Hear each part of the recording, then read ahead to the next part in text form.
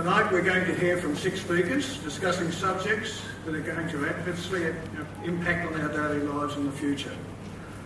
I will introduce each speaker separately so that you can have a yarn and see what they look like. Each speaker has, and hopefully will speak for no more than 10 minutes, a little less if they've done the right thing. And following the last speaker, there's going to be a question and answer session. And each of you will have the opportunity to ask questions of the panel who will be seated up here on the stage at that time. It is our intention to conclude the meeting at 9:30, and I hope that we will do that. I will do my best to make sure we do finish by 9:30. I'd now like to call upon Mr. Colin Latcham, our very energetic chairman for Western Suburbs Alliance, who has some words of welcome for you. Would you please welcome Mr. Latcham?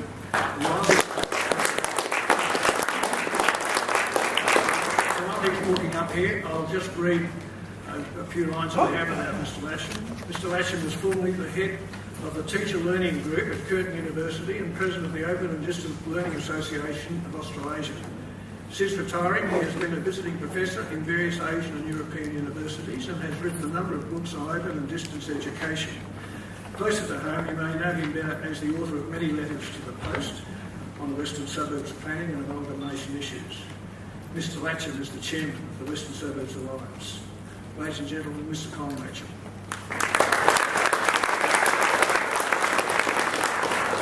Thank you very much, Richard. And as chairman of the Western Suburbs Alliance, I'm very pleased to welcome you all here for tonight's forum. It's gratifying to see so many of you giving up time to come and join us in this event. WSA was formed by members of various community groups in Claremont, Cottesloe, Mosman Park, Peppermint Grove, Nedlands and Subiaco. And its launch was marked by the publication of a letter in the Post newspaper of July the 1st, 2012, signed by 38 mayors, former mayors, councillors and other high-profile citizens, and expressing concern about the new state planning laws which give dictatorial powers to the Minister for Planning. Since that time, our membership and the donations have grown dramatically, and we've also held a very successful public forum in Cottesloe. It's interesting to point out that we've also received supportive calls from across the metropolitan area and beyond. Now, as you'll hear tonight, we're faced with forcible amalgamation of our councils. This is all part of the Barnett government's attempt to centralise power and control and erode our democratic rights. You'll be hearing about the Robson report, but I'll just give you a very brief background. It recommends reducing the number of councils in metropolitan Perth to 12 or 16.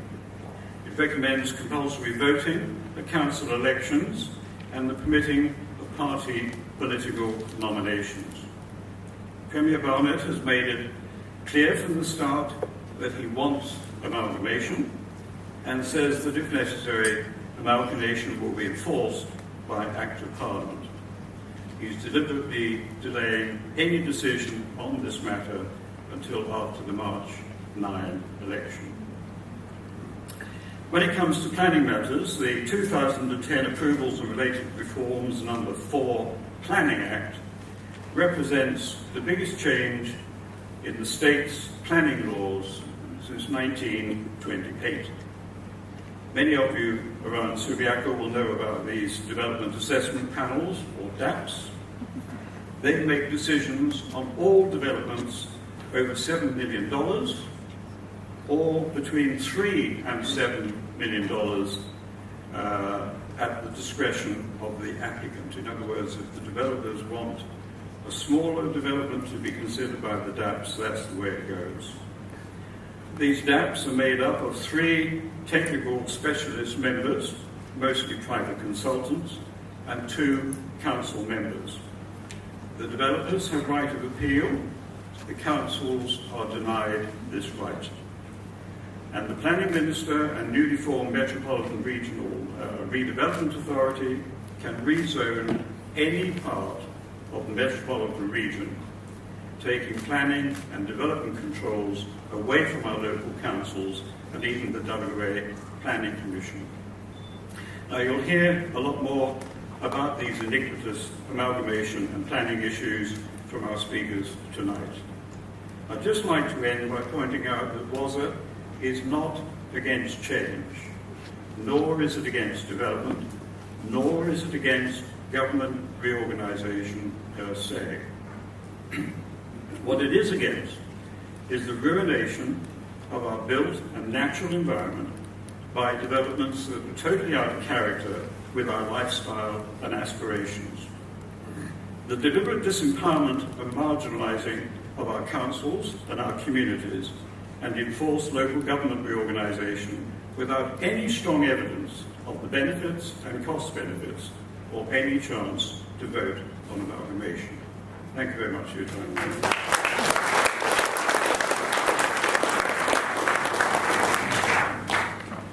Ladies and gentlemen, our first speaker for the evening is Her Worship the Mayor of Subiaco, Mrs. Heather Henderson.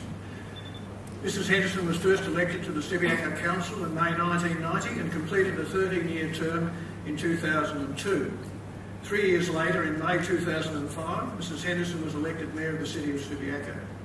Mrs. Henderson is a State Councillor on the Western Australian Local Government Association and the Vice Chair of the Western Australian Local Government Women's Association.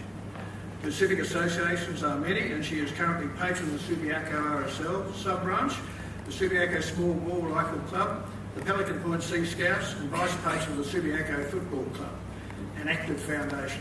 Would you please welcome Her Worship the Mayor, Mrs. Heather Henderson.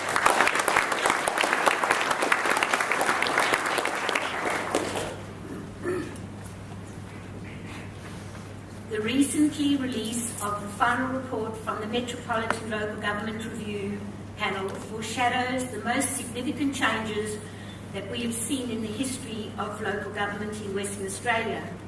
One of the recommendations in this report, which poses a real and immediate threat to our communities, is the amalgamation of the 7 western suburbs local governments. The western suburbs have undoubtedly been targeted for amalgamations since the state government began its reform agenda about 4 years ago. In 2009, the state government asked local governments to participate in voluntary amalgamations. The City of Subiaco and Nedlands were the only local governments in the metropolitan area who responded. We formed a 3-way partnership with the state government by creating a regional transition group. The group went through the state government's process of developing a feasibility study, which was designed to look at costs and benefits of a merger between the City of Subiaco and Nedlands. When the feasibility study was complete, we took it to our communities for comment. Despite the projected annual savings of around 3 to 4 million annually, the City of Subiaco community strongly rejected an amalgamation. The primary reasons for that rejection were that they wanted to retain the city's independence, their unique sense of identity, and their local democracy. Many of the arguments put forward in favour of a merger, such as achieving economies of scale, increasing strategic capacity and cost savings, were not seen as a convincing enough argument to support a merger, and the community felt the costs outweighed the benefit, and the risk of losing a vibrant, connective, inclusive community was too great a price to pay. The community had spoken loudly, and so to reflect the community's wishes, the Council unanimously voted against a merger in July 2011. But despite being part of what we believed was a voluntary process, this wasn't the end of it. We then found ourselves involuntary in the middle of a local government advisory board inquiry. It seemed that the voluntary process was not so voluntary after all. The City of Subiaco then defended its independence by blocking the advisory board's inquiry with the Supreme Court ruling. This was a great result for our community. Throughout the inquiry process, there were 2 unwavering constants: the community's passion and commitment to retaining an independent local government, and the distinct lack of contact from our partners in the reform process, the state government. The state government was not interested in talking to the city about its experience. It did not seek feedback in order to improve local government reform process and learn from what had occurred. In fact, it did quite the opposite. It closed its shutters, shut up shop, and refused to engage with the city of Subiaco at all. I relate the story to what we now face with the state government's latest reform bid. The initial promises of working together to reach positive outcomes are all too familiar. Minister Castrelli has again assured us that he will be able to work with local governments to reach a positive reform outcomes. But what is the Minister's measure of determining whether the outcomes are positive? Is it simply by predetermining that the implementation of the panel's recommendation will automatically result in positive outcomes? Or will he take a closer look to measure the benefits for the local communities? Local government is all about local communities. Therefore, local government reform must be centred on creating positive outcomes for those local communities. As such, the community must be involved in the decision-making to determine the desired outcomes and tell us if indeed change is needed at all. This is what local democracy is about. It is the cornerstone of local government, and that is why some of us are here tonight. So why not let the community decide? The state government should take a leaf out of local government's books if it wants to understand how effectively to engage with the community on the issue of reform. Smaller local governments have a proven track record of meaningful engagement with their communities. This is often evidenced by the level of involvement the community has in the key issues affecting the city. Larger local government bodies usually result in a decreased ability to keep in touch with communities at a local level. How is the state government going to ensure that the community's voice is heard and larger local governments will not dilute our highly valued local democracy?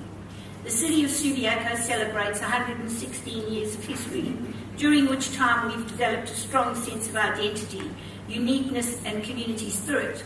The state government, unlike the Subiaco community, believes that that sense of place and identity will not be threatened by local government reform. It will. We are now faced with similar circumstances to those of the 1970s, which saw the inspirational efforts of the late Tom Dador, who fought passionately to retain Subiaco's independence. Tom's commitment resulted in the introduction of the Dador Bill, which gives the community the power to decide on any council mergers or boundary changes via referendum. It is this critical piece of legislation that is now under threat. Ultimately, we are faced with a battle to protect our local democracy, a democracy that recognises and celebrates the importance of bringing together communities of interest to create a vibrant, connected and inclusive community. History shows that larger local government bodies result in a certain level of standardisation that erodes the unique connectedness and sense of identity. Where is the evidence that demonstrates a sense of place and local identity can be maintained in significantly larger local governments? The Robson report identifies that there is significant duplication, waste, fragmentation and variation in the capacity of local governments to cater for community needs. There is a wide spectrum of opinion as to whether bigger operations can reduce duplication, improve efficiencies and reduce lower costs for the residents. The panel also found that the current local government boundaries are illogical. Well, the submission responded to this particular point by saying the first and most important criteria for changes to local government boundaries is a deep and broad community support. Without that, the affected communities embracing the change, the newly created local government entity may struggle to emerge administratively and political systems and develop a coherent community of interest. Again, this reiterates the point that communities must be involved in the decision-making process, otherwise it's destined to fail. As Professor Dollery found in his work, The Western Suburbs Local Government, diversity in local government sector is extremely important, particularly when considering the implementation of uniform state government policies, such as forced amalgamation. Dollery maintains that a one-size-fits-all approach to local government reform, like statewide forced amalgamation programs, are not appropriate for all local authorities. In fact, he states that it's most unlikely that one of the solutions will work for all councils to meet a given policy objective, and that consideration will need to be given to individual circumstances of each council when determining any policy. So one can't help conclude that the reform agenda is really simply about amalgamations of local government, regardless of the circumstances. This view is perpetuated by the panel and the state's government lack of evidence to support the need for significant change. The panel makes it clear that the continuation of the existing arrangements is not in the best interest of the people of metropolitan Perth. It unanimously agrees that 30 councils in the metro area are too many, and 12 larger councils would more likely to be successful. Meanwhile, the Premier contends that he continues to hold his view that 15 to 20 is his preference. In the panel's view, the projected population increase of 1 million people in the next 20 years is a catalyst for change. But the fact is, Perth has just experienced an increase in population of 1 million in the past 30 years, and it is the current local government structures that stepped up to this challenge to meet the community's needs. After this unprecedented growth, our local communities are as vibrant as ever, and Perth is considered the 9th most livable city in the world. As this debate unfolds, the continued uncertainty is hindering local government, its sector, its staff, elected members and our communities. At a recent meeting of key local government representative bodies, the Premier was quick to state that he would not engage in any discussion around local government reform. He stated that the focus for the state is on the forthcoming election and that he would be focusing on the reform after the election in May. This has been a long journey for local government. We've spent over 4 years responding to, participating in the reform process. To be left once again with no certainty on future process until after the election is completely unacceptable. There is no excuse for leaving local government in limbo. The Premier should state his government's policy and get a mandate for change at the next election. He is not willing to do this.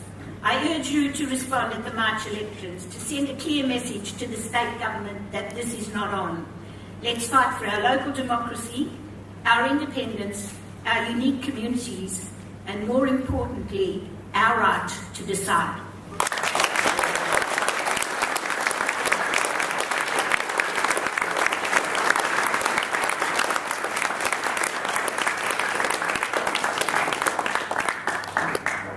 The second speaker is His Worship the Mayor of Netherlands, Mr. Max Hipkins.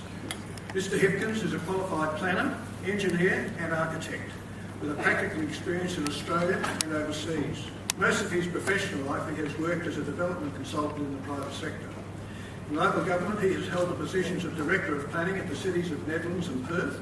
At Perth he worked on a master plan for the city which included the waterfront, Betty's Jetty. He is currently a Fellow of the Planning Institute of Australia and Mayor of Netherlands. Please welcome Mr. Hipkins.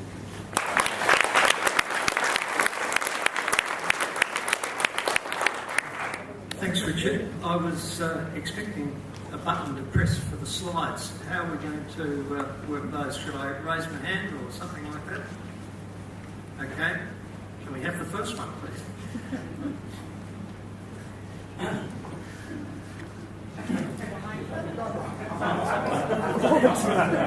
That's more than the first one. Sorry. I was looking at the screen at the back. I thought it was going to be reflected up there. Perhaps before I start, I should say that over the last week or so there have been a number of emails that have been circulating by people who don't understand the concept of wearing different hats. They're asking, will I be speaking as a town planner or as a candidate in the state election or as Mayor for the City of Netherlands? What I'd like to do is to sidestep those issues and to say that my comments are personal, they're only my own. Right. The recently released final report of the Metropolitan Local Government Review, known as the Robson Report, has recommended the amalgamation of 7 Western Suburbs councils into one consolidated local government with a combined population of around 80,000 people. If this was to eventuate, it would result in the loss of identity of all communities involved.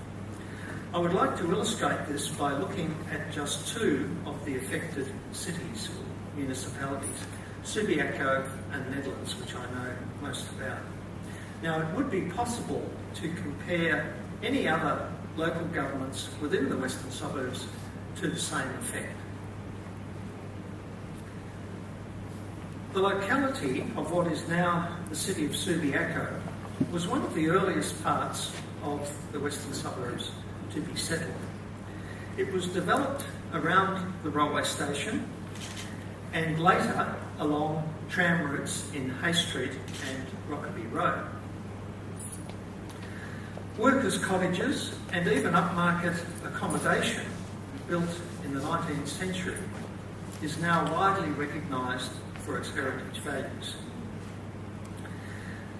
And this produced a relatively dense settlement pattern.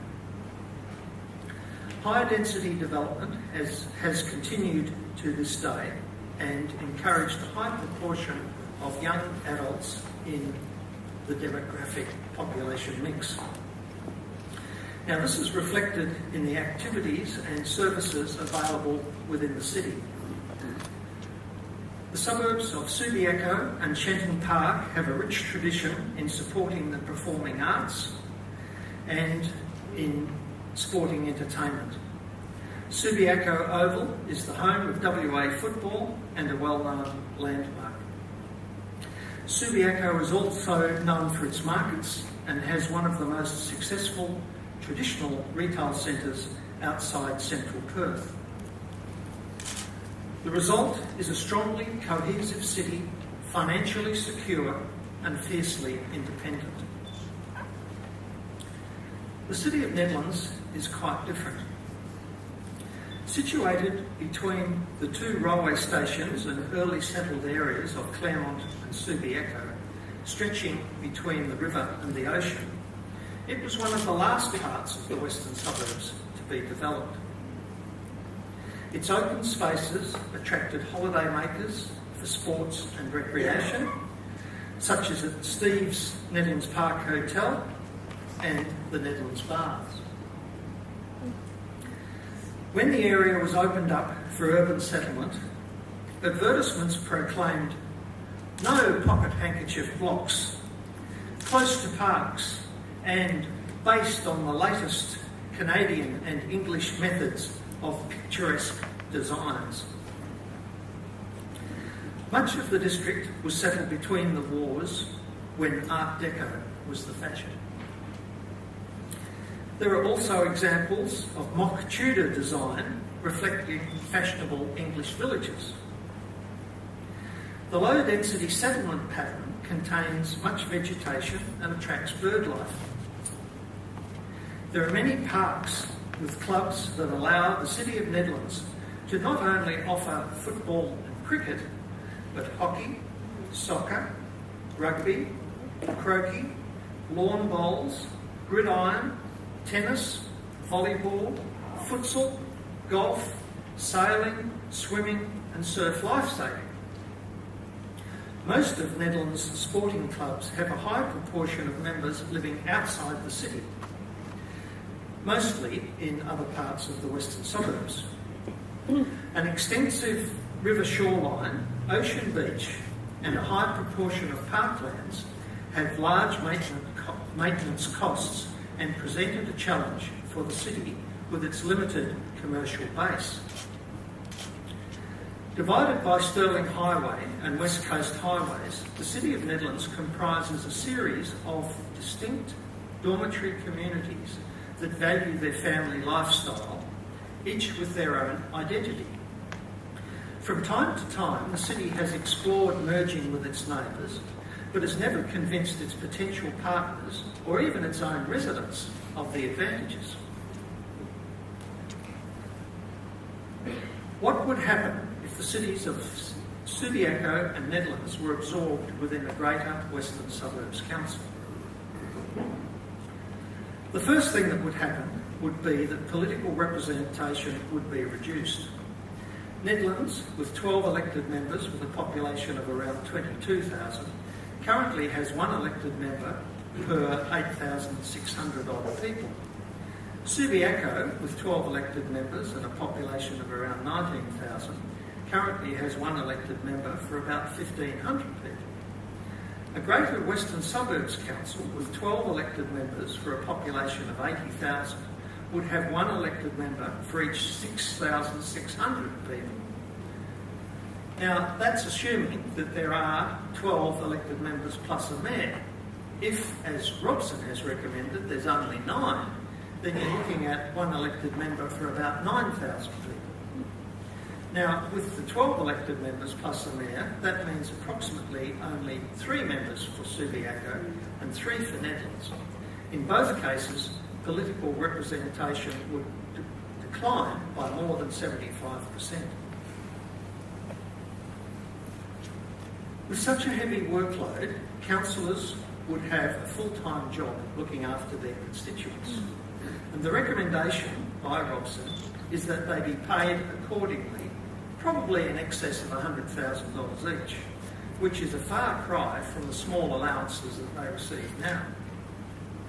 This is the reality, and counter to the argument that amalgamation would do away with many elected members and result in considerable savings.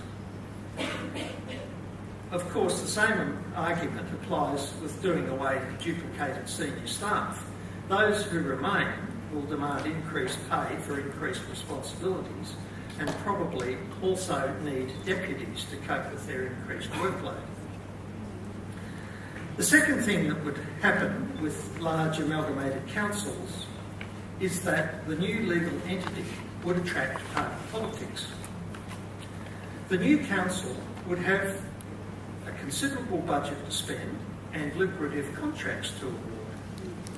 It would provide a good training ground for aspiring state and federal politicians. Because of the larger population and larger area to cover, no longer would individuals be able to afford to stand for positions on council. It would be only political parties who would have the funds to field candidates. Electors would be faced with only party candidates who could be expected to follow party lines, not what is in the best interest for the electorate and the maintenance of local identity. The third thing that would happen with wholesale amalgamations would be the stripping of local assets to pay for the restructure. The recent local government amalgamation in Queensland cost around $100 million. With the government of Western Australia having a large and increasing state debt, the obvious source of funds to pay for the amalgamations is local government. The city of Subiaco has reserved funds of almost $200 million, more than enough to pay for the merger. By comparison, the city of Netherlands has minimal cash reserves, but it has substantial land resources in its parks and gardens. The government-controlled Metropolitan Redevelopment Authority and Land Corp have targeted parks for development and sale, such as the Perth waterfront and at Point Perrin. Subiaco Oval has already been identified for downsizing and development of density housing and sale, similar to what is occurring at Claremont Oval. This is once the new Birdswood Stadium is up and operating. Netherlands could expect its parklands to be targeted. There is no doubt that local government would be stripped of its cash and its land assets in the transition to amalgamated local governments, a major threat to the local character and services. To complete the destruction of local identity, this will come about in the name of equity or alternatively with the ganging up of the majority of elected members against the minority to protect their own interests. In the name of equity, it is quite conceivable to imagine 9 of 12 councillors in the large Western Suburbs Council deciding Nedlands must give up its large lots to accommodate increased housing densities to alleviate zoning pressures elsewhere. It is also conceivable that a majority of councillors could decide that Subiaco is closest to central Perth, has a good rail connection, and already with its pattern of high density living, it should take a disproportionate amount of increased housing density. In the case of both Nedlands and Subiaco, the character and local identity would be irretrievably changed if these scenarios were to occur.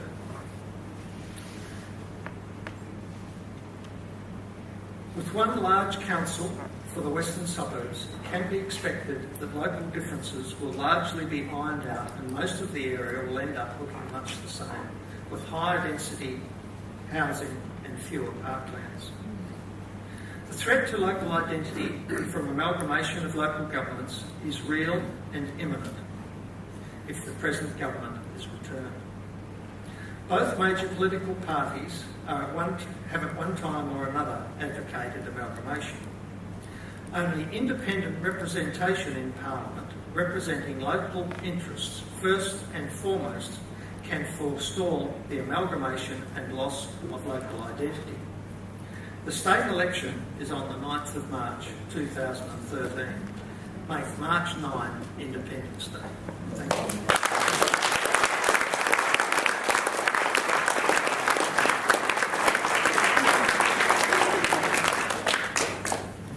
Ladies and gentlemen, our next speaker is His Worship the Mayor of Mosman Park, Mr. Ron Norris. And it's like old homework, right? Mr. Norris is a qualified engineer for the past 40 years and has operated his own business as an insurance loss adjuster and risk management consultant. In the distant past, Ron and I spent many hours together in the City of Subiaco Council chambers when he was elected a councillor for the City of Subiaco in 1977. He served 2 terms, did not seek re-election, and moved to Mosman Park in 1983. In 1987, he was elected as a councillor in the town of Mosman Park until 2007, when he became the mayor. Mr. Ron Norris.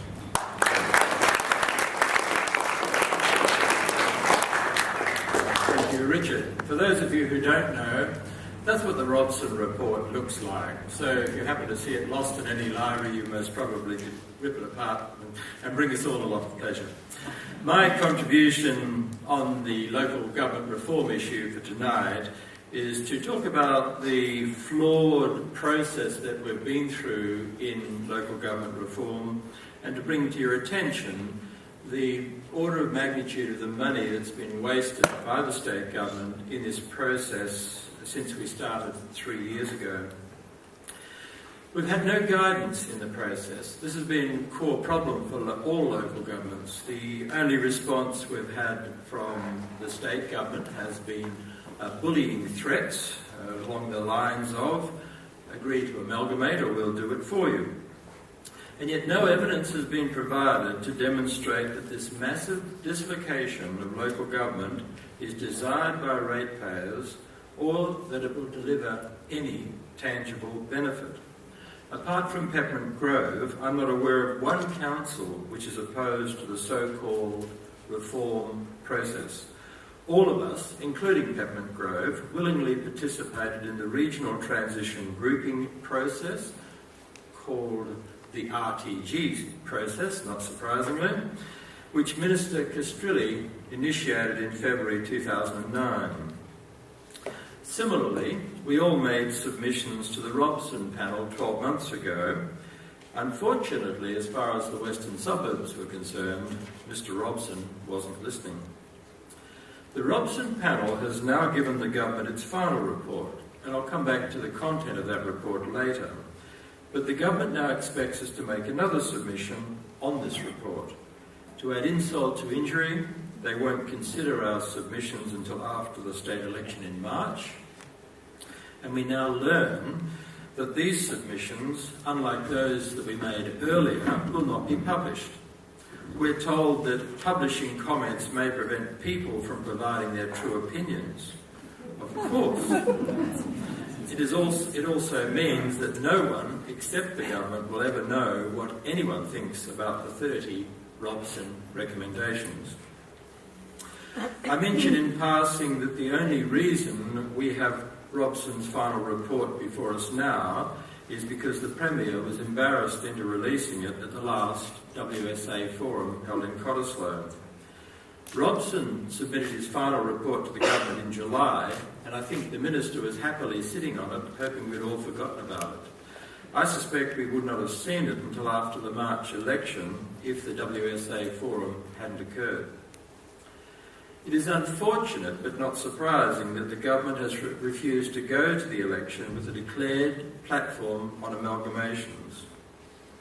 The Local Government Association, WELGA, has tried to discuss aspects of the Robson report with the Premier, but he has refused unequivocally to meet.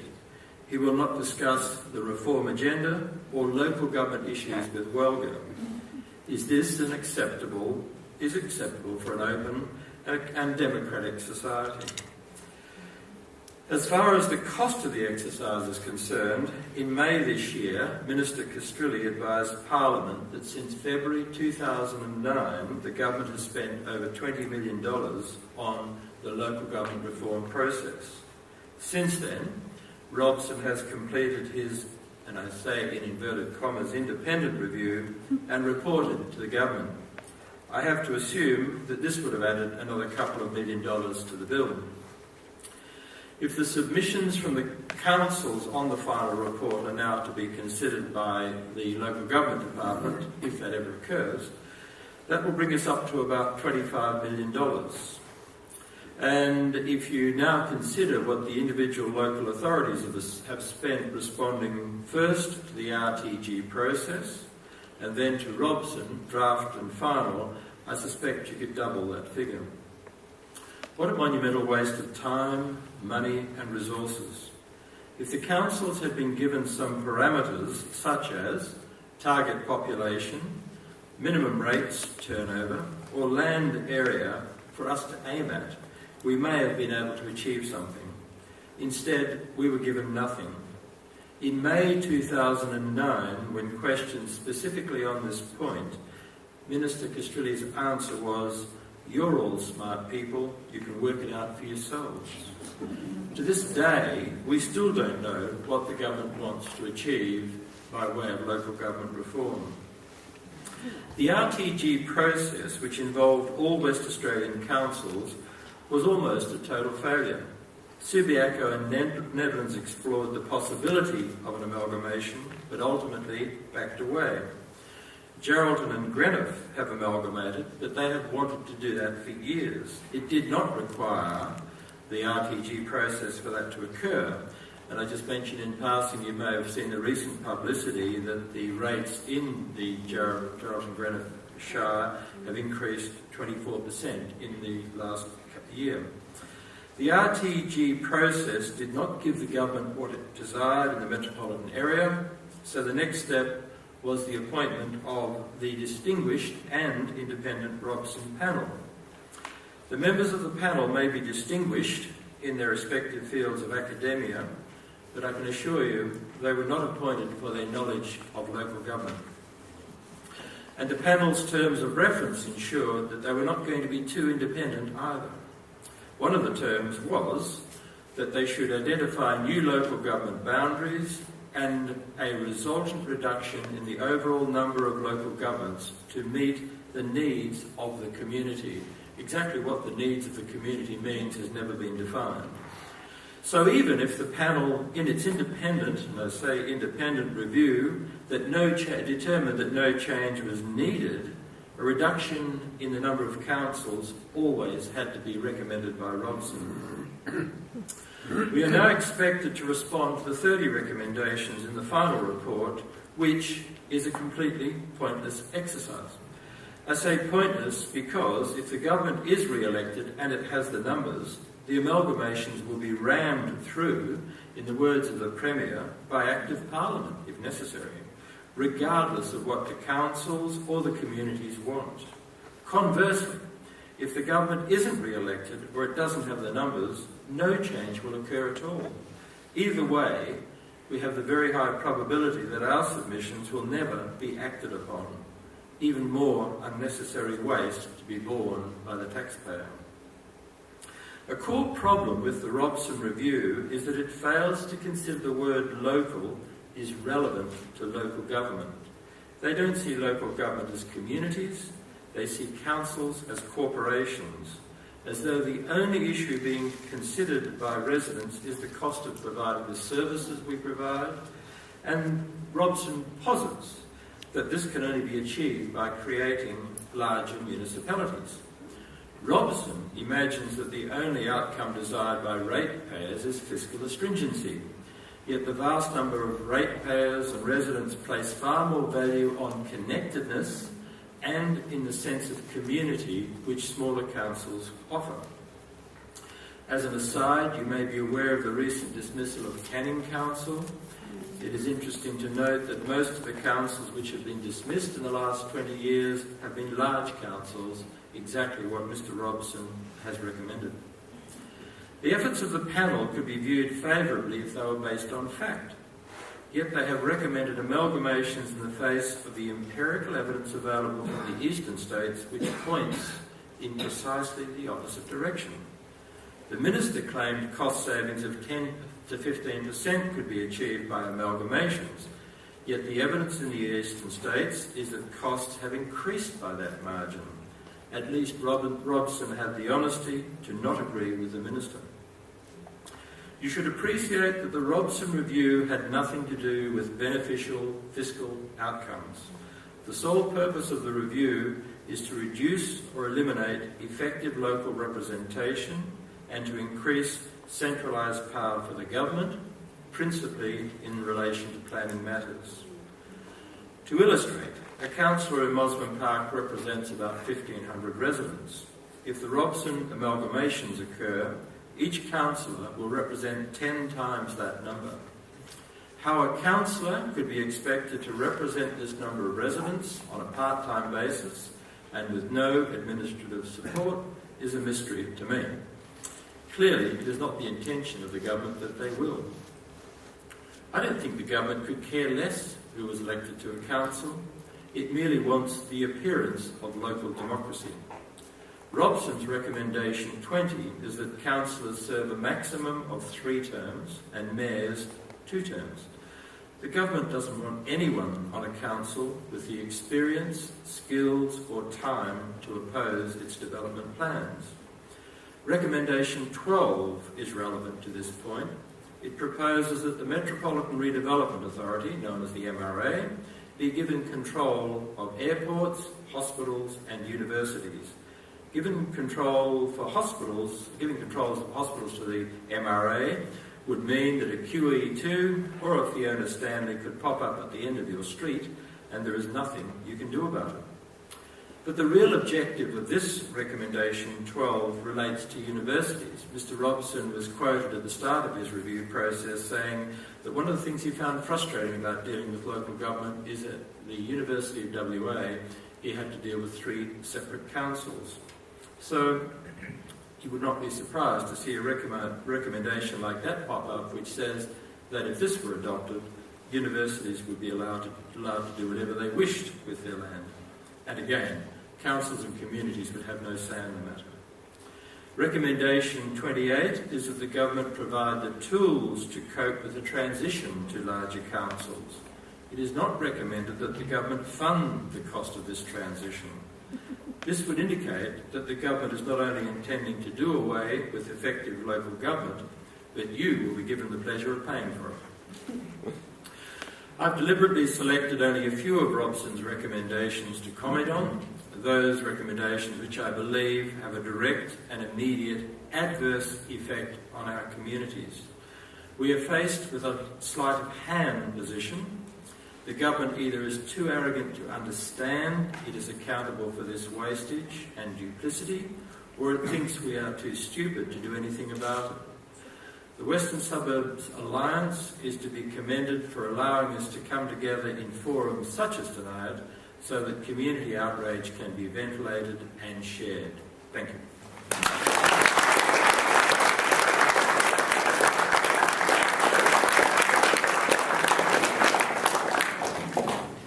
Ladies and gentlemen, our next speaker is Mr. Ken Eastwood.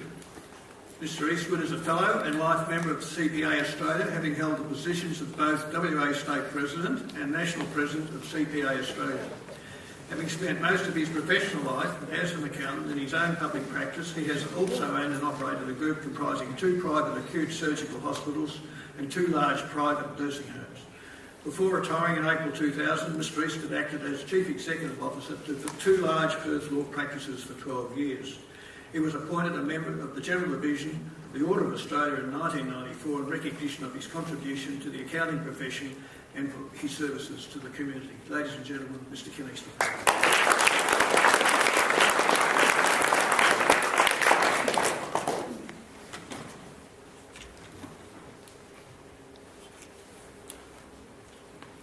Thank you, Richard. The Metropolitan Local Government Review conducted by the panel led by Professor Alan Robinson contains some 30 recommendations regarding the amalgamation of Metropolitan Perth's 30 local councils to either 12 super councils, and that's option A, or 16 super councils, option B. It's important to note that neither the Robson report nor the Minister for Local Government has suggested that any savings will follow from these recommendations or that there will be any reduction in our rates.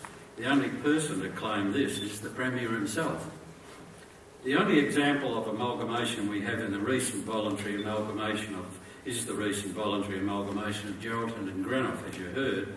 In that instance, rather than enjoying a reduction of rates, the rates increased by a massive 24%. There are suggestions in some quarters that fewer councils will result in savings. In fact, Professor Robson doesn't claim that or provide any evidence of cost savings. The report's recommendations 16 to 20 and recommendation 23 refer to the appointment of CEOs, mayors and councillors for the new structure and the setting of fees for councillors. Looking at the western suburbs, it might be assumed that what is proposed that is amalgamating 7 councils will save the salaries of 7 CEOs, each currently earning approximately $260,000 per annum, and reduce the number of councillors by around 70. Good possibility to save some money, you would think.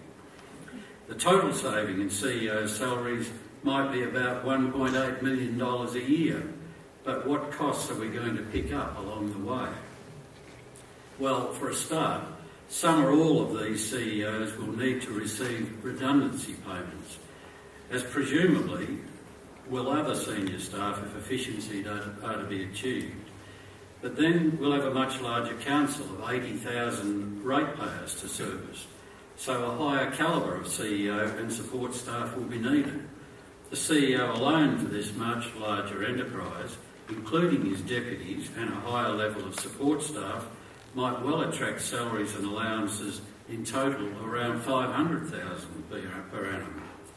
The salaries of the deputies and support staff will need to be commensurably higher. Fees and allowances for elected members will be set by the Salaries and Allowances Tribunal. Based on Eastern States models, the 9 councillors elected to this new super council will have to be paid approximately $150,000 a year, in my opinion. They were in fact paid $120,000 a year 3 years ago when this all happened on the East Coast. So already we're up to nearly $2 million per annum to offset the saving of $1.8 million for dispensing with 7 CEOs. And we haven't yet accounted for the costs of housing this bigger council with all its additional staff, nor joining the assets, nor dealing with the individual council liabilities. Remember, under the current system, our councillors virtually work for their communities for no reward at all, save for reimbursement of out-of-pocket expenses.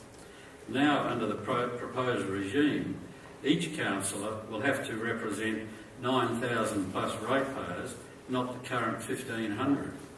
This can no longer be seen as a local government.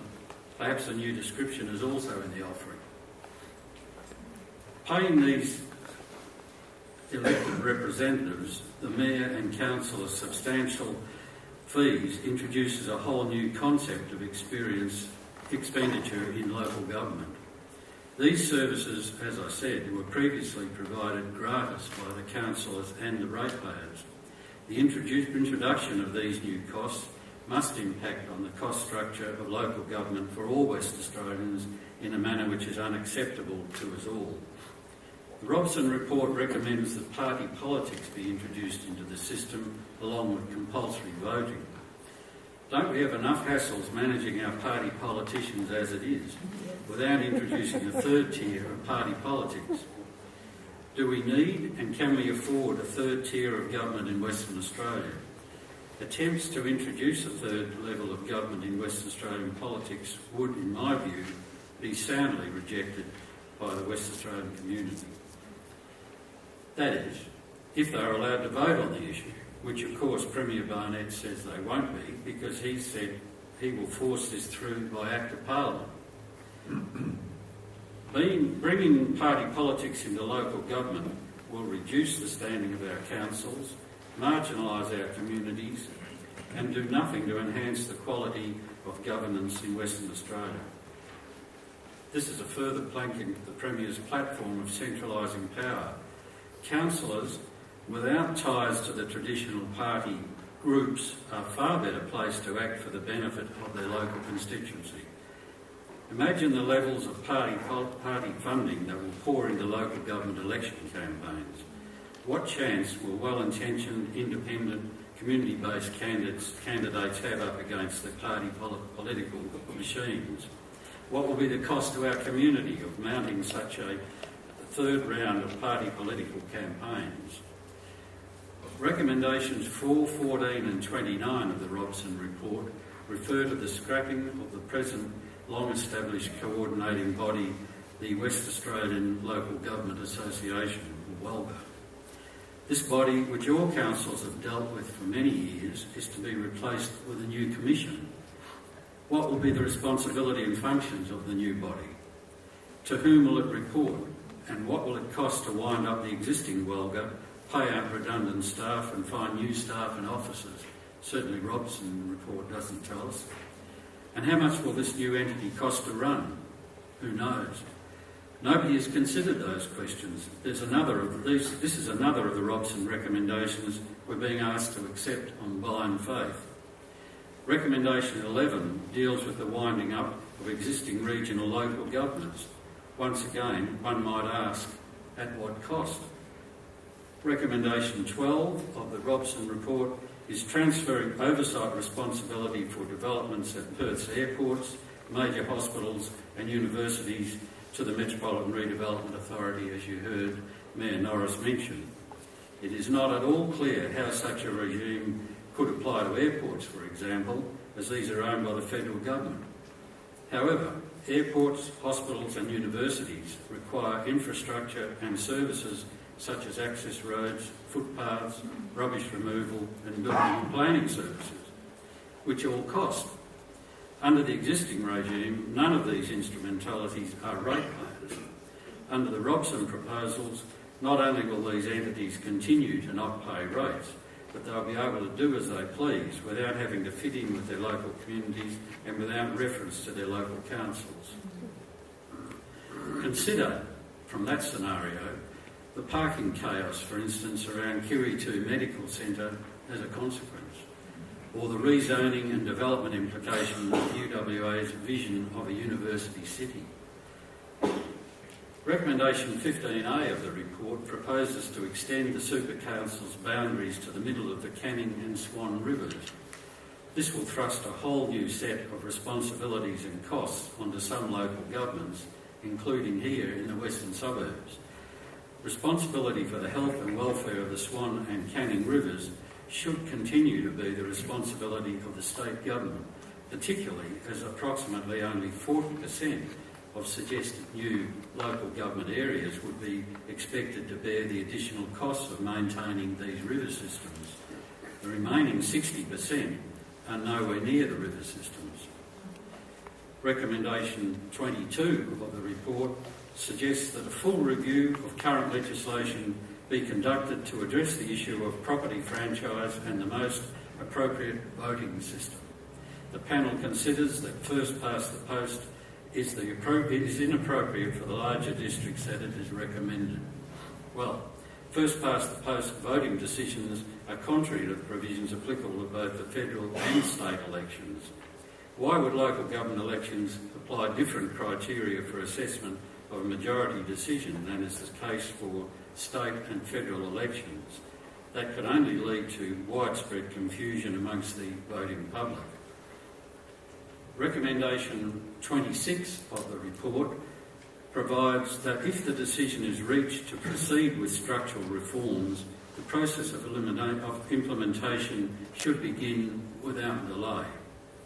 If these wide and very far-reaching recommendations are to be introduced, then they should be clearly spelled out to the community before the next state election, together with a full cost-benefit analysis. And before proceeding with these radical and far-reaching proposals, there must be informed debate and a clear mandate from the WA community. To defer all this until after the state election will be an act of deception that the people of Western Australia will never forgive.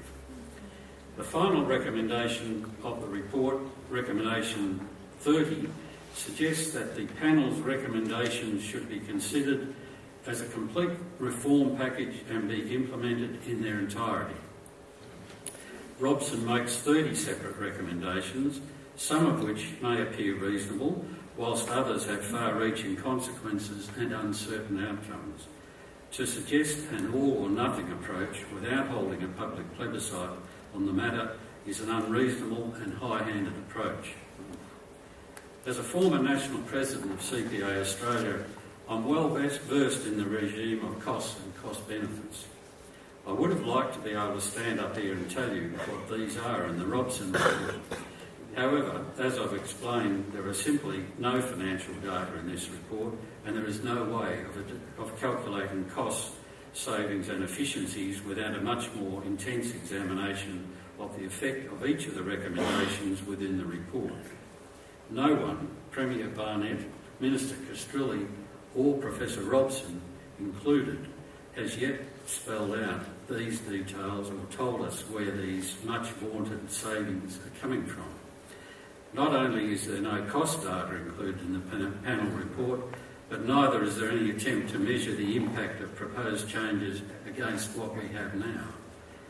Interesting to note that this push to convince all of us that bigger is better and more efficient, we now know that the only West Australian councils to be investigated for inefficiencies and corruption are our three largest councils, being Joondalup, Stirling and now Canning. If amalgamated councils are so efficient and cost-effective, why are those who have been through the exercise on the East Coast at a cost of nearly $200 million now scrambling to de-amalgamate? And why leave the final answer on amalgamation until after the March 2013 election? The first of the three great untruths is being thrust upon us. Mate, I'm here from the government, I'm here to help you.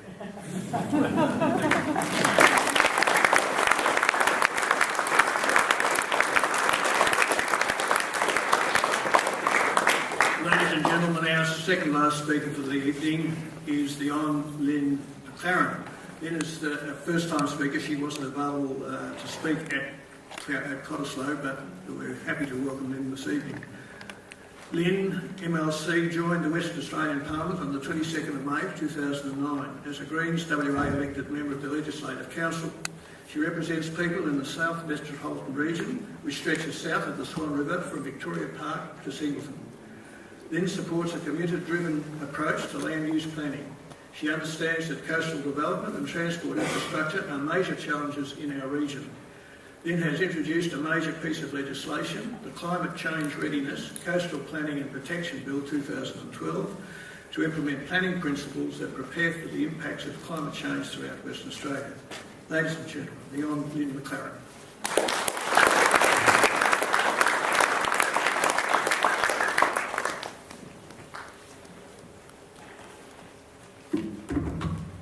Thank you very much. It's a great pleasure to be here, and it's good to see that we've got a good crowd. I'd like to first acknowledge the Aboriginal people on whose land we meet. and pay my respects to their elders. I also want to acknowledge the mayors, Mayor Henderson, Mayor Hipkins, Mayor Norris, and former Mayor Diggins.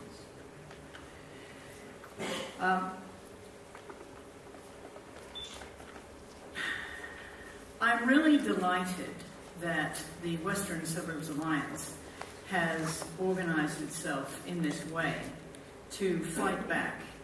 I have really been struggling in the upper house to make the point that the reform agenda that the Barnett government has set itself on is widely unsupported.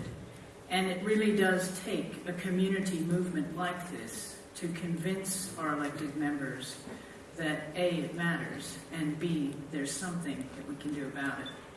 So I commend you for your efforts. And I wanted to begin by talking about a little bit about what is possible, because sometimes when we focus on the problem, we forget what it is we're trying to achieve.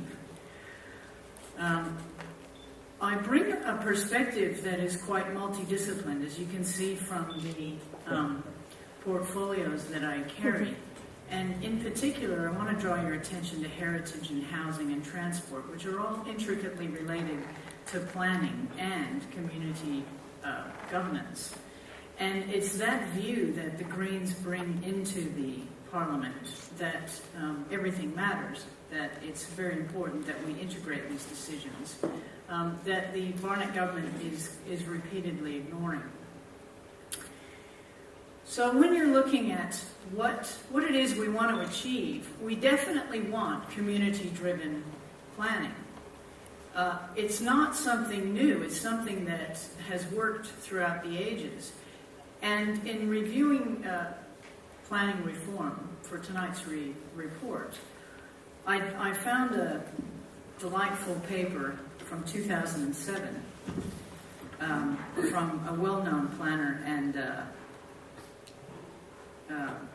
person who used to work within DPI at that time, the Department of Planning and Infrastructure. And I just want to provide this quote to you because it will hopefully put into perspective what it is that this government's doing. The Public Sector Management Act 1994 states that the public sector is to be administered in a manner which emphasizes the importance of service to the community. Yet, state government has set up bodies like Land Corps, East Perth, and Subiaco redevelopment authorities, which operate outside our democratic system and against whom many communities have complaints regarding arrogance, disregarded broken contracts, and lack of respect and consideration of community issues. And the woman goes on to say, there is no easy answer to planning for our future. The existing and proposed heavy-handed approaches with draconian powers given to as few is not the answer. We need to develop systems and processes that respond to local situations with local people. And many of you might know that's Juliet Albany. So it's not new, and it's a course of action that she was talking about things that happened in 2002, and then at that time we had a Gallup government. So the course of action is not new, and it has been pursued by both major parties in this state, and in fact, as we've noted, around Australia. What the question that we're trying to address is the planning system failing? Why is it that we are seeking to reform it? I might go forward. And actually, I forgot to point before, so I'll let you read some. So why is it that we're trying to reform it? And if you do look at what we've tried to do in the past, you could easily judge our system and say that it hasn't worked. We don't have a diversity of housing. We are struggling with affordability issues. We don't have enough small houses for our single-person households. We don't have enough big houses for big migrant families. We haven't been able to limit urban sprawl with our current system. We haven't been able to ensure that our food-growing areas are protected from urban development. And we haven't been able to prepare adequately for climate change impacts or protect our biodiversity. So when the idea of planning reform was suggested, it is tempting. However, at each stage of the legislation that they put through several planning reform bills. Never have we been able to secure these principles and goals in the legislation. So it would be great to have a planning system that would ensure that you can deliver public transport without using up all your green space. But unfortunately, these systems aren't doing that. And Directions 2031, for example, came out without a public transport strategy, which was delivered 2 years later, which still is a draft one. It hasn't got a green network, which it did have a sentence about a green network, but we haven't seen what that looks like. It hasn't explained how we can meet density targets, and you can see that there are several other issues with Directions 2031, and as it gets beyond 2031, we recognize that there are significant problems with it. One of the main challenges that the Greens see, and one of the failings of this reform system, is they haven't been able to develop what is really important, which is preparing for the huge changes that are occurring, whether we like it or not, or whether they're human-induced or not. We need to prepare for climate change, and other planning systems around Australia have done this. And I'll just briefly mention that this is where we'd like to see the planning focus. How are we going to cope with protecting our foreshore and our river from the inundation that's occurring? And how are we going to prepare for the erosion events that are occurring? And where's that money coming from? And how are our councils going to work together to ensure that we can protect our environment and our urban infrastructure? These are the debates we need to be having. The other most important debate that's happening around the city is protection of our urban landscape. And our urban landscape includes trees. And for some reason, we've neglected to put in place planning mechanisms that can protect these really important aspects of our city. People live in Perth because it's a beautiful place to live, because it's got, native birds, because it's got some shade, because it's near the river, and we have valued the amenity of the environment, and that is why we've chosen to live here. And yet our planning system doesn't adequately protect it, and we've seen time after time urban bushland and urban trees, even if it's not bushland, wrecked by our current system and its failure. So if you'd said to me, do we want planning reform? I would say emphatically yes. But that planning reform should be based on our value systems as a community. And in order to do that, we really do need to ensure that communities have a voice in that. Because it's our home, it's our place where we live. It's not just a place where developers can make profit. So that is what's lacking, and that is the fundamental problem with the planning reforms that are before us. I'm just going to briefly touch on development assessment panels. I know that the next speaker will go into them in more detail. But in the development assessment panel legislation, and the debate said that the meetings would be public, and we recently have had a review of it. Yes, are they meeting this criteria? They also promised a website and regular performance reviews and reporting. And all this was in the second reading debate, so it's certainly failed on those aspects. They also said you could make oral submissions, and they said that local government would have its normal consultation processes, and then it would go up to the development assessment panel. So fail, time and time again. And this is only 2 years ago that they passed this legislation, so brand new, it's already failing. One of the other aspects of the reform is the Metropolitan Redevelopment Authority. And this is something that I think I had the council for a week on this one bill. And we had 80 amendments to try and pull it back into line. And the Metropolitan Redevelopment Authority, as you know, its biggest project to date is the Esplanade, turning it into buildings. And here they have completely failed to protect heritage values. They've completely failed to protect those significant trees of the Moreton Bay feats that were there. They have completely failed in the river impacts, because I think I was the only person who appealed the EPA's choice not to assess this proposal. And I said, surely there's some science about dolphins and about the river health that needs to be looked at. And because the MRA is such a power unto itself, it is charged with managing all of these impacts without all of the systems that we built up over time, which have proven to at least provide some scrutiny of these planning decisions. And that's why I said, let's at least have the EPA look at this. Let's at least have the Heritage Council view on this. And we've seen with the Metropolitan Redevelopment Authority that those few individuals that Juliet Albany identified way back in 04 or 07 have been charged with making these decisions without transparency and without accountability. Now I'm just going to briefly touch on the review findings.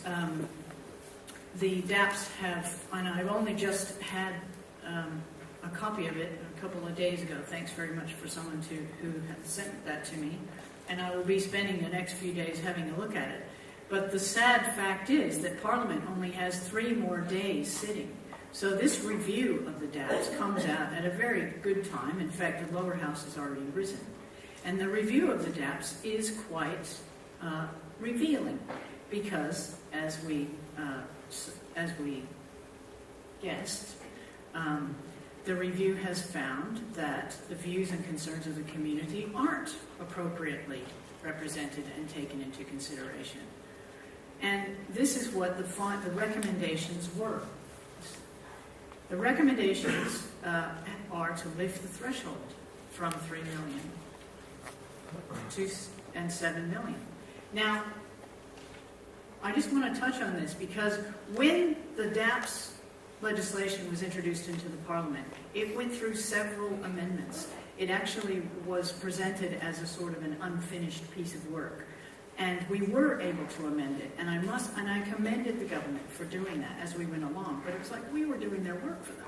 But one thing they did do was lift the threshold to 3 and 7, but it's still too low. And so I agree with the Western Suburbs Alliance that this is something that we need to amend. Also, it's recommending that DAPs can be optional, so you don't have to go to a DAP. If you choose, you can choose to go to a local council for your decision making. It's also said that only those projects which are of state or regional significance would go to DAPs. Well, even in this case, I fear that they will not adequately take into account community views. And a fine example of this is up in the Kimberley, where the Browse Basin has been subject to a development assessment now. And the local community is not very happy about the decision that they're making. Also, multi-local governments. So if there's 2 or more local governments involved in a proposal, that would go to a DAP. But if it was in a single local government, they could just manage that. And finally, that approval from the WAPC and local government, if that's required in the proposal, then it would go to a DAP. So you can see here that even WALGA is trying to wind it back a bit. These decisions have not been made by WALGA, but they're going before the local governments for their consideration. This is not the end. The planning reform system has been resoundingly criticized, and yet, as many speakers before me have said, there is absolutely no acknowledgement of this on the part of our leaders. And that is where we stand in facing a state election. That in spite of all the evidence that these were unnecessary, and I'm going to leave you with a quote from the city of Fremantle, which they were among the 177 submissions opposing DAPs. Good on you for making 177 submissions. And the report, which looked into those submissions, made great Hansard. We've got a lot of it on Hansard, and I quoted as many local governments as I could to try and prove that they had no support. But amongst that, in the review report, John Day's report said, oh, they're widely accepted, they're widely supported. You remember that? It was, and the facts was 44% to 55%, and it was 55% opposed. And he still said they're widely supported. And then 84% of local governments opposed it. 84% of the submissions opposing it were local governments. That is not support. And so what we have is a spin-doctoring government. And it takes a wide number of people from every walk of life to stand up and say the emperor has no clothes. We have got to. We have got to do that because they are getting away with this on a daily basis in the lower and the upper house. And so this is why I'm delighted to be here and to share your pain, and also to say that we will not give up. We will provide a voice. If the Greens have always stood up to these what shall we call it? To these proposals, we'll just say, and we will continue to do that. And I would flag that the local government amalgamations are a real concern, because the latest rumor is that they will potentially be implemented before the next local government elections. And that means that when this time of next year, in October next year, when we're supposed to go to the polls and choose our local governments, we won't be able to, because there'll be commissioners in place until they can put in the new boundaries.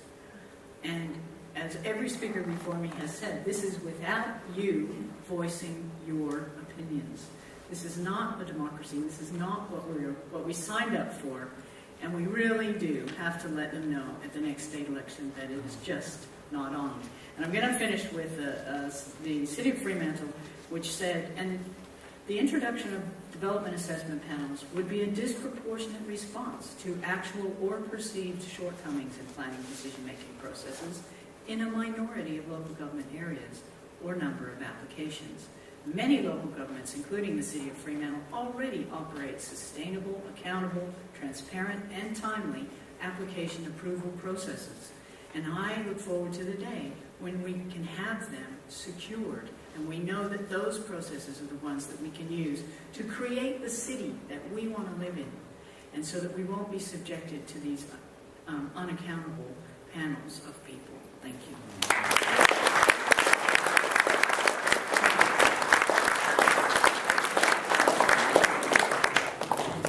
Our last speaker this evening is Councillor Julie Matheson. Councillor Matheson was elected to represent the East Ward of the City of Subiaco in October 2011. Her campaign was built around saving Subiaco's identity, retaining the village lifestyle, promoting suitable development, and retaining Subiaco's independence. The East Ward of Subiaco has had 6 DAP applications lodged with the city since July 2011, and her presentation is a brief overview of the experience so far. Thank you. Sorry. Go, Julie. Thank you. So yes, I got the message last presentation that I went over time. So this is part 2 of a 4-part presentation. You'll have to come back and have another meeting for the rest of it. So, as you can see, my topic for this evening in the 10-minute time frame that I have is DAP, SAT and secrecy. It's a state government initiative. So, DAP is the Development Assessment Panel, SAT is the State Administrative Tribunal, and secrecy is the secret meetings they have been allowed to have over matters dealing with this city. Next slide. So, as we've heard tonight, local government, why should we care? You know, why should we just let the state government, you know, ram through the legislation, force amalgamation? And it was pointed out at the Cottesloe meeting that by one of the members of the audience that none of our presentations touched on amenity So tonight I'm going to touch on amenity.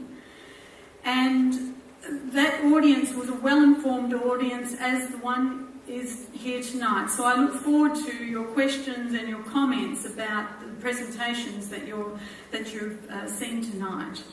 You know, local government is open, transparent, accountable for its decisions, and the local government is the caretaker of our town planning scheme. Without our town planning scheme, we wouldn't have the amenity that we treasure here in the western suburbs, and in fact all over Western Australia, both in the northern parts and in the southern parts. And the amenity is fantastic because of the local government that we have.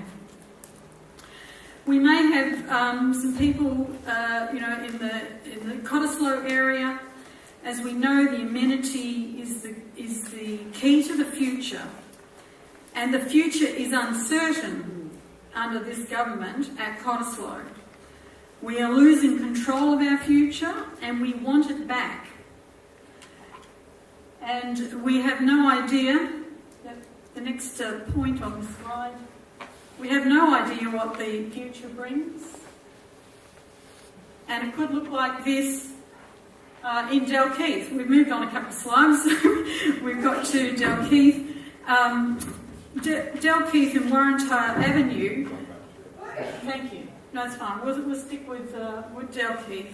The state government is intervening in the area of Dalkeith at Warrantar Avenue. The minister hasn't liked what he's seen from the local council and the elected members and the community. So he's stepping in, to create its future for Dalkeith. Next slide, which is Subiaco. So Subiaco, the state government for plans for us, is the futuristic strategies which are undermining our culture, and the developers are seizing on the opportunity. All of their submissions and their development applications talk about this, the state government's futuristic plans, and gives us futuristic buildings to match those futuristic plans. But I'm not sure whether that is what we want in our city. Our next slide shows our heritage. The DAP is ignoring our heritage in Catherine Street and the character. The DAP approved offices with no residential component whatsoever, and it didn't even consider the relevant size or scale of Catherine Street when it approved this development. Next slide, please. So where is the open and transparent and accountable government and decision making? What the public saw was on the left-hand side, and what was approved in secret, after secret meetings with the developer, was the right-hand side, the office building in a residential area on Catherine Street. Next slide, please. Just the points and not the picture just yet. The state government is ignoring what we want, which is orderly and proper planning. We do not, certainly when I was campaigning, we did not want any more West Perth offices in Subiaco in the East Ward. Our town planning scheme promotes the retention of heritage character, original development patterns, scale consistent with existing developments in the locality, and the preservation of amenity, character and scale. These all come from our town planning scheme, which the local government is the caretaker of, and we as your elected members are here to enforce that. But with the DAP acting in secret, this is what the DAP have approved on the corner of Railway Road and Bagot Road.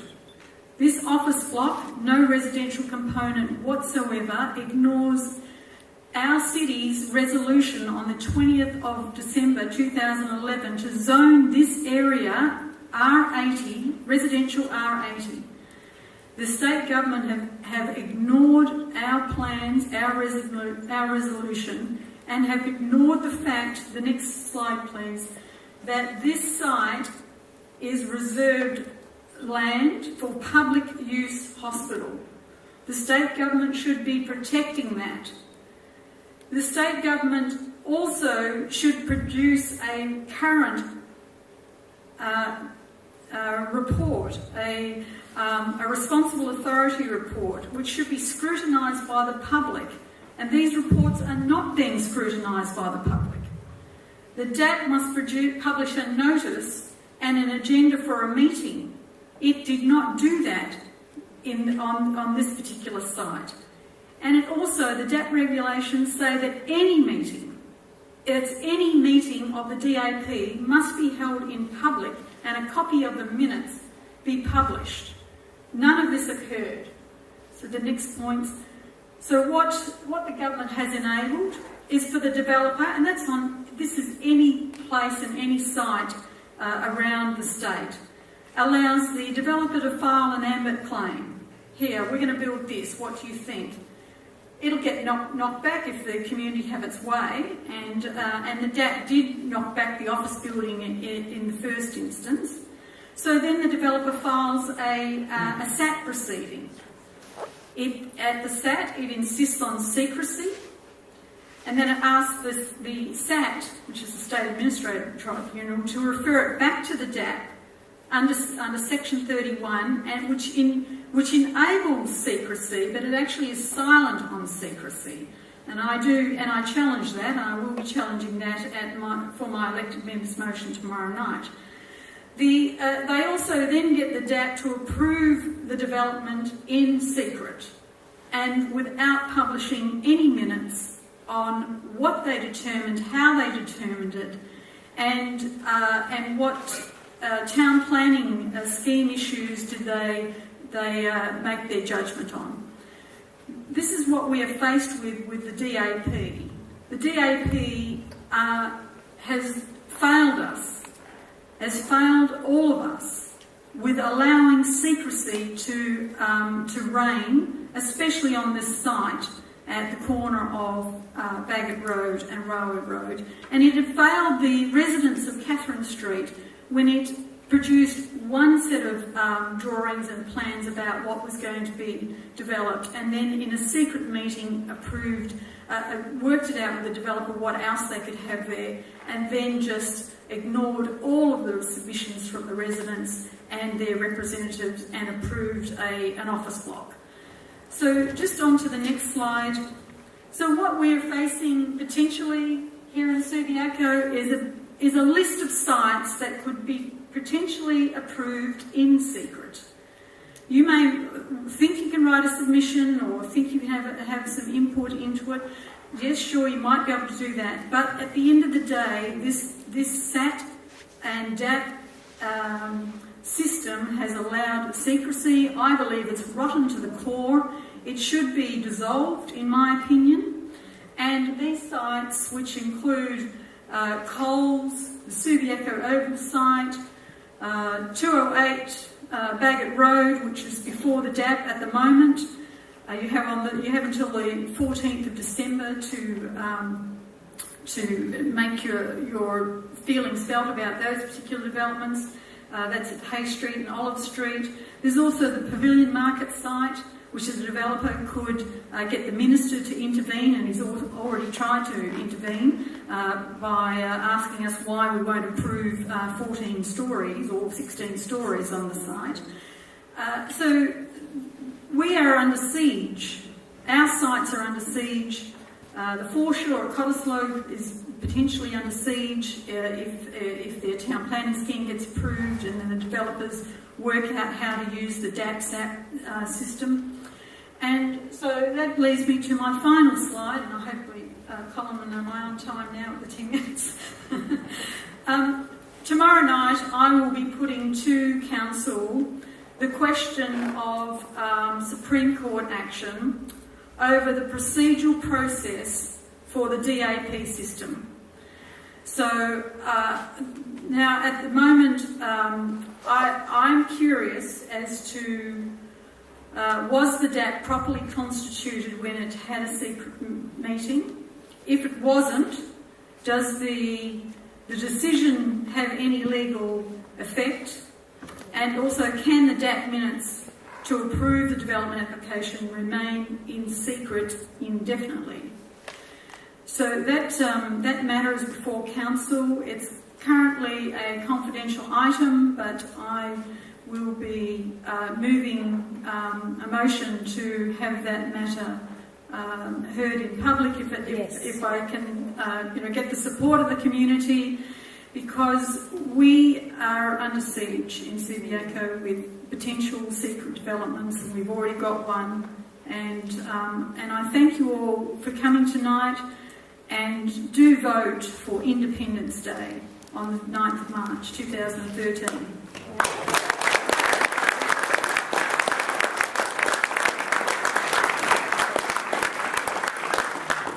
Speakers that they would please come to the platform, please. We're now going to have question and answer time, and whilst I'm inviting the people to come to sit on the stage here, I'll introduce Wayne Marks. Wayne, you're coming up for the question and answer time. Wayne, as you probably know, ladies and gentlemen, is the independent Canada Baptist Churchlands, and I'll just briefly tell you his working life commenced in the exploration and mining industry, doing geology. He subsequently took up his interest in finance and commerce, completing a Bachelor of Business degree and still later undertaking a graduate diploma in Human Resource Management. He is a fellow CPA and spent 20 years with Western Mining Corporation Resources in the Eastern Goldfields, Adelaide and Melbourne. In recent years, he has devoted considerable energy to environmental and conservation activities in the Western region of Perth. He is currently the chairman of the Western Region Environmental Network. Now, we've got some microphones here that can be passed around the audience. Mel, are you here? Who's going to hand these round?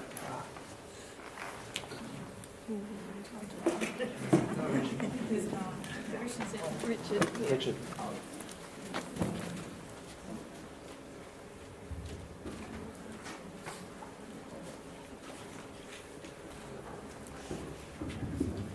Ladies and gentlemen, we'd love to have your questions. As I said, we would like to finish at 9:30. That gives us 25 minutes of question times. If we finish before that, we can go home early.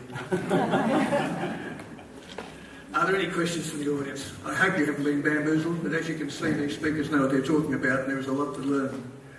Are there any questions? One at the back. Panel, I'll first make a comment. I'm just so grateful that I'm not an Egyptian citizen living in Cairo, where an undemocratic and dictatorial leader has taken away all the people's rights with no appeal to the judges.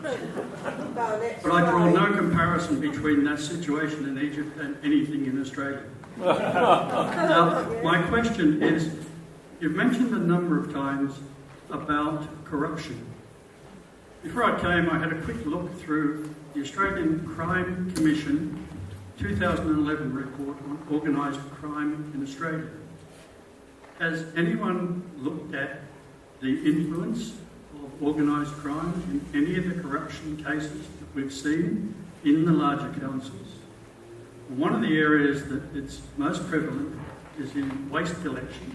We have a great waste collection system developed by previous town clerk of Subiaco. The private waste collectors in Europe are suffering because they're not getting a return on capital employed. So do you think there is a possibility with larger councils, the opportunistic organised crime will see the vulnerabilities and try and get in and get their cut? Thank you. Who would like to answer that question quickly? Right. The simple answer is, of course, the simple answer is yes. As someone has mentioned earlier tonight, the moment that you have larger municipalities, greater number of people, you have fewer accountability or fewer opportunities for accountability and transparency from elected members, and more delegated authority to council, to officers. And the moment you have delegated authority to officers, then you allow the way clear for decisions to be made by officers that may or may not be accountable. You may or may not discover them until after they happen. And so it's high probability that the further you get from the ability of elected members to monitor what officers are doing, that mischief will occur. So no surprise at all, and the answer is yes. Yeah, the City of Stirling, they had a Triple C investigation in early last year before. I remember living in the City of Stirling, and I went to quite a number of council meetings and had some media press about the City of Stirling's corruption and the process and lack of, and the delegated authorities or lack of them, and in fact the accounting procedures and processes that run within the city. So they have made some significant changes, but that's a classic example just within the local area from where we are that you've had largest council in metro area where you've had recent corruption practices. Another question, please. Just before we go on, Richard, there was actually a very good DVD made by one of the film producers regarding the Leichhardt Council in New South Wales. There was so much corruption in New South Wales Leichhardt Council that the movie was called Rats in the Ranks. It's mind-boggling when you watch it.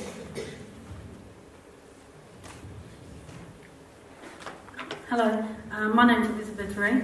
I'd just like to say I think all the speakers were really great, and I think people need to be more informed of actually what's going on, so I totally support everything everyone said today. With the DAPs, are you aware that in New South Wales that they are really pushing to overturn them because they've seen what's happened in there, and there's a big report out that actually could be used parliamentary-wise. My question is for Lynn, if you don't mind. With regard to SAT, which I could write a book about all the things I think are wrong with SAT, the problem is with SAT, is anybody raised the issue in government that they actually, about the members on the SAT panel? We talked, the comment made earlier, for those that don't know, that DAP is made up of so-called experts and also councillors, and of course councillors are selected by factions, so not necessarily at all in the support of the community. But the SAT members, I find, are questionable, for want of a good adjective, that whether or not you could raise in Parliament how the people are elected on SAT, and whether or not you can find some of their names, but it's very questionable the SAT members that actually hear some of the decisions, and the decisions that are made are not consistent at all, but are more motivated, in my opinion, by political gain and power tripping, and very much aligned with planners. So I don't think I've seen it, and if it has, if you could point it to my direction, but if it hasn't, I'd be really good if you could raise the issue about the SAT members, because I think if we're going to look at decision makers, whether they're elected members on our local council, which we should support totally, questionable those on DAPs, but definitely questionable on SAT. So your question is? The members on SAT to be investigated, the people that sit on SAT, the decision makers. Are you addressing your question to any particular? To Lynn, the Honourable Lynn McLaren. Briefly. I'll take that question. Thank you very much. I was elected about 3.5 years ago, and one of the most comprehensive reviews of the State Appeals Tribunal was tabled at that time and debated. And there is such a wealth of knowledge in that report. It's one of the most substantial reports I've done. It's about that big. And I would commend that to you. Of course, this government has entirely backpedaled and ignored every recommendation in that report, but that report does say how SAT is functioning, how it can be improved, and you're right on the money in saying that they are not democratic, and that was when they were introduced. I was working for a member of Parliament, and that's exactly what we said. We said, there's a lack of transparency, there's a lack of accountability, and it is this devolution of democratic power from the community to individuals. And one of the things that I argued heavily for in the DAPS was that the membership would be broad-based and have some sustainability criteria. We also argued the same for SAT, and I think there is one person charged with looking after the world, the environment, one person on SAT who's supposed to know something about the environment. And in the DAPS, we did argue that the quorum had to include local government people, because the way that they originally proposed, it was like a panel of 5. They could make decisions with 2 people, and neither one of them had to be a local government person. So it was pretty bad. And we did argue to improve representation, and the minister did agree.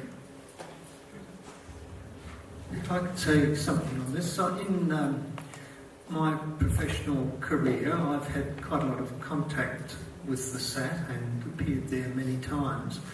I haven't heard a lot of criticism of the members, but I have heard substantial criticism about the ethos of how they operate, and that is that they are set up to find a solution. And this encourages the ambit claim and the SAT finding a solution which is somewhere in the middle of what the developer puts up first and what the council or the DAP decide. So I think you should bear in mind what the alternative was before we had the SAT, and that was all appeals decided by the minister. Now, to my mind, and I've seen both systems operate, the SAT is by far preferable. And if you think about environmental appeals, which still are decided by the minister, I believe that it would be better for environmental appeals to be decided by the SAT. So the SAT has its problems, but I think there are other things which are worse.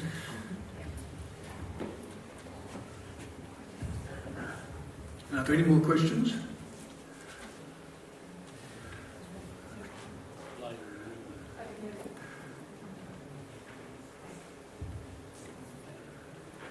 I've just started to read the Robertson report, and so it's in the beginning of the covenant section. They're talking about the.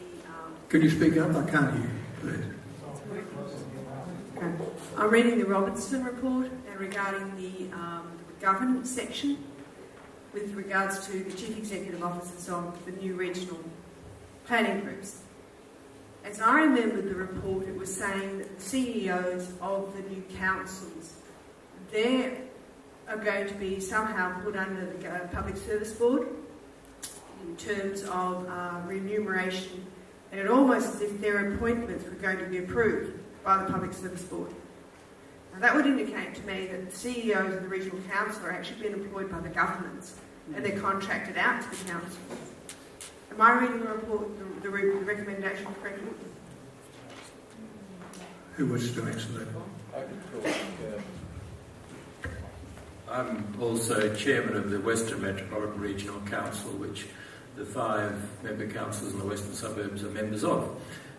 One of the recommendations, I think recommendation 6 of the Robson report, is that the 5 regional councils be wound up and be replaced by, I think it's recommendation possibly 14 or so, by the state government creating a Department of Waste. And if you don't know, in the metropolitan area, the 5 regional councils collect about 1 million tonnes of waste a year, and at the present time the vast majority of that goes to landfill. So if the government has a proposal that towards 2020 is a diversion of waste from landfill, the reality is, as we sit here right now, the government has no plan for that to be able to be achieved. And to be frank, the regional councils are pushing ahead to try to find solutions in their own way, the 5 regional councils, try to find ways to deal with the waste presently going to landfill. And you may or may not know that at the WMRC we're building the Dicon plant, which will divert 70% of waste from landfill through an organic process and create compost. Now, that doesn't answer your question. That's by way of a brief commercial for the WMRC. But the point is, and the important point is Robson's recommendation to do away with the regional councils, which represent all member councils, and to create a Department of Waste. And that is the point where you start seeing the emergence of a very large entity that, again, has none of the accountability that we have at the present time. It's rather ironic that the state government treats us like children. So under the Local Government Act, we have very limited capacity for any entrepreneurial activity, and yet we are held accountable for the cost effectiveness of what we're doing. So typical approach in regard to waste, for example, the innovation that Mr. Marmion kindly gave us about 12 months ago, e-waste, which we estimated required annual funding of about $800,000, and I think Mr. Marmion gave us $50,000. Now, the problem with that initiative is that it creates the community expectation that the service will be provided, then the government withdraws the funding or fails to provide adequate funding, and then the regional councils, and more particularly the member councils, then have to fund the community expectation. So it's that classic cost transfer exercise which has been going on forever. But anyway, to answer your question, yes, it would be my understanding that if Robson was adopted, that there would be a Department of Waste, and that would just be another government department that would come under the control as a government, as a public service. Ron, you were never this verbose when you were on the City Council. Questions, please? If you could keep them brief, that would be helpful, and hopefully we can finish the night as I promised at 9:30. I'm one of the bunnies from Catherine Street, and I've done a lot of reading since that event occurred on the 8th of March. And one of the things I find perplexing, I'd be interested to hear what people think, is you read so many of the legislation and the state government policy documents, and my favourite of all of them is the Freedom of Information Act, because when I read it, I feel like I live in a democracy. And I just wonder, how have we gone so far off that path into this this state that we're in? And what's driving it? Why is it happening? It's not happening by accident. So who is behind this change that's occurred, and where are the vested interests? If anyone's got any theories on that, I'd be happy to hear. Brief answer from someone.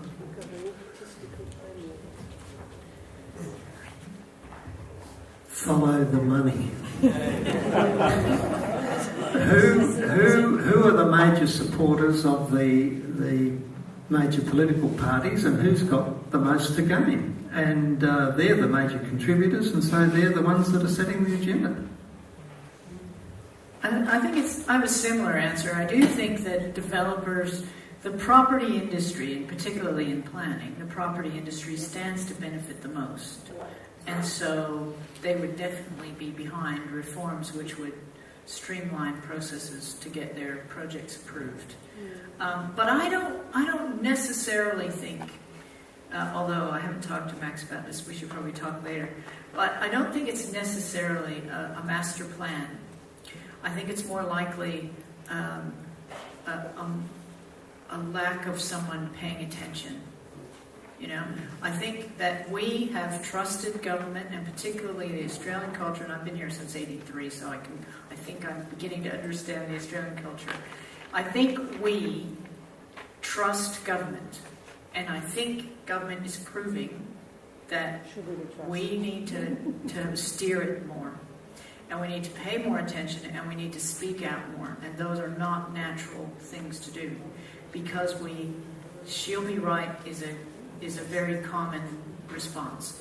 And I think if anybody has anything to be gained, then it's pretty easy to steer this government, or either government, as you've named, both of the old, we call them the old parties, we don't call them the major parties. Both of the old parties sort of suffer the same problem, that they're easily steered and they are susceptible to donations. But I think we have the power to turn it around just by waking up and by speaking up and by not letting it happen. as you saw with Barnett at that meeting the last time, when the Premier, delivered the report, you put enough pressure on him and he said, okay, well, here it is. And I think that generally people go into public life to try and do the right thing. And if we tell them what the right thing is and if we don't let them misbehave, then I think they'll do the right thing. Hopefully. They listen. We'll take one more question. Can I just make a couple of comments? John Booth, resume. Make it brief, please. Yes, firstly I wanted to say well done to all the speakers. I think you spoke incredibly well. Yeah. I was very impressed with what you said. A number of us have been very concerned about the development 263, 277 Hay Street, which is a 5-storey development that is about to be handed down. RA reports due to Subiaco Council on Wednesday, goes to DAP on the 14th of December. We're obviously very concerned about it. It breaches TPS in many different areas. I think the thing about tonight that I realise is that it's about people speaking out. There's certainly a lack of democracy, a lack of transparency through to SAT. The developers have been the ones pushing this, I believe, throughout, and it's up to us. At the end of tonight, I think it's up to all of us to go out and speak to 5 or 10 people, to speak to your neighbours, to talk to people, to let them know. Because what will happen otherwise is people will say, let's have less government. Let's say we get rid of one layer of government, and it'll be local government that'll go. Because people will say, yeah, we'll save some money, it'll be easier, we'll get better decisions. That'll be the simplistic view people will take without really looking into it. So you need to have a voice and you need to speak. You need to talk to your neighbours, you need to get out there and you need to be heard.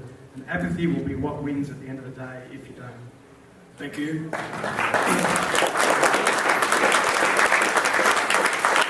I'm going to finish question time there, but if you would bear with me, what I'd like to do is to do what we did down at Cottesloe, and I asked the audience 3 questions, and if you would be prepared to do what we did down at Cottesloe and respond with a show of hands, I would be very grateful, as indeed the speakers would be as well.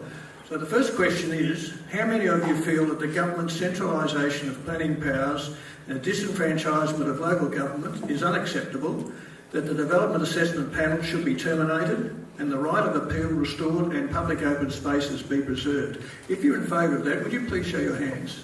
Oh, that's right. So that looks like a unanimous vote. Thank you.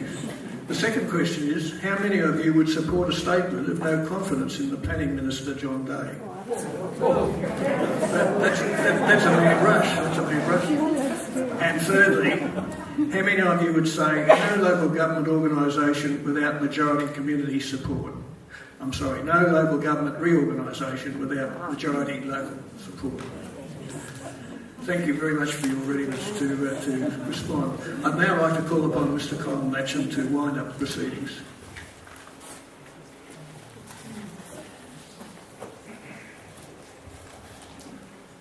Well, thank you very much, panel members, and thank you very much, audience. It's been an extremely interesting evening. I just want to say 1 or 2 things. First of all, I think what we realise tonight is that these concerns are above party politics. This is something of massive importance to our lives. In answer to the lady who asked who is behind all of this, it is quite interesting to see that one of the strongest lobbyists for forced amalgamation and the retention of the DAPs is in fact the Property Council of Australia, WA branch. It's interesting too, the way the language of this has changed. Because first of all we're talking about mergers, then we were talking about amalgamation, then it became change, now it's become reform. This is a kind of George Orwellian thing going on here, because if you look up reform, it's putting right malpractice, non-operational things, abuse, corruption. Well, where's the evidence of that? Why are we even having, the Robson report? The last message I'd like to put to you tonight is this.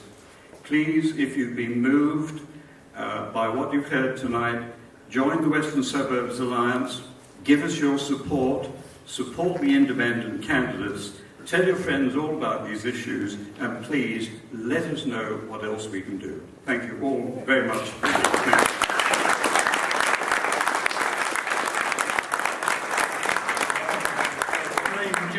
we go, would you please put your hands together for the speakers who delivered their addresses tonight? They did a great job.